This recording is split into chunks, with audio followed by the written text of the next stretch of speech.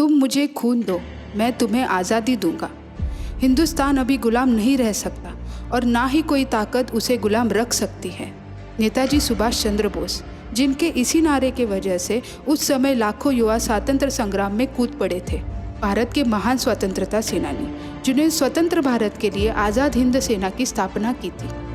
नेताजी का जन्म 23 जनवरी 1897 में ओडिशा के कटक शहर में एक हिंदू कायस्थ परिवार में हुआ था। इनके पिताजी कटक शहर के प्रसिद्ध वकील थे।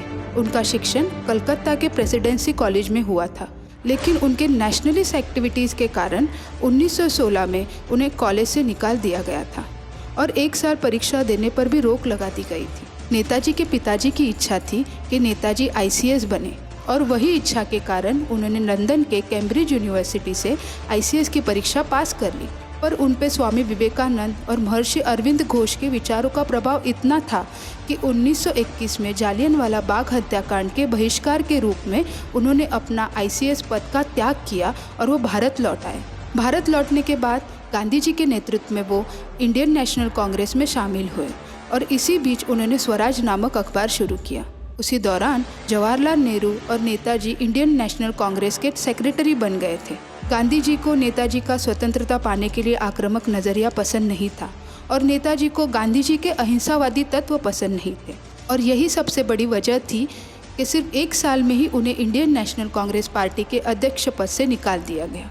उन्होंने विदेशों के युद्धों में भारतीय पुरुषों का उपयोग करने के खिलाफ एक जन आंदोलन शुरू किया, जिसे अपार समर्थन और आवाज़ मिली, जिसके कारण उन्हें कलकत्ता के उनके ही घर में अंग्रेज़ों ने नज़रबंद कर दिया। लेकिन नेताजी जनवरी 1941 में उन्हें चकमा देकर अफगानिस्तान और सोवियत संघ के रास्ते जर्मनी जा पहुँचे। नेताजी का ये मानना था कि अंग्रेज़ों के दुश्मनों के साथ मिलकर आज़ादी हासिल की जा सकती है।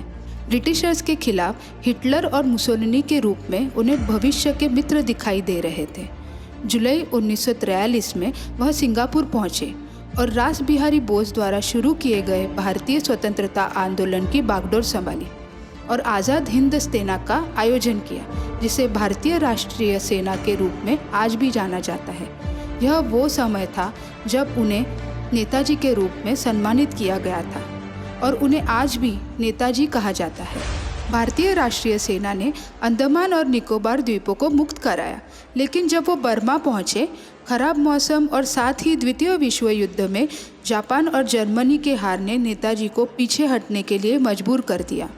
ऐसे कहा जाता है कि 18 अगस्त 1945 को ताइपेई ताइवान में एक विमान दुर्घटना में नेताजी की मृत्यु हुई।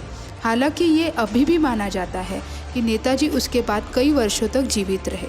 नेताजी सुभाष चंद्र बोस का जीवन आश्चर्य और खतरनाक कारनामों से भरा था। नेताजी के जीवन और मृत्यु से जुड़े हुए कई सवाल आज भी अनसुलझे हैं। अगर नेताजी जीवित होते तो उनके सक्षम मार्गदर्शन से भारत के भविष्य का सुनहरा सपना आज सफल हुआ होता। सिंगापुर, जापान जैसे प्रगत देशों में भारत का नाम अग्रसर होता। उम्मीद यही करते हैं कि आने वाली पीढ़ी नेताजी के बलिदान और उनके विजन को समझे और भारत देश की प्रगति के लिए हमेशा तत्पर रहे। जय हिंद, जय भारत।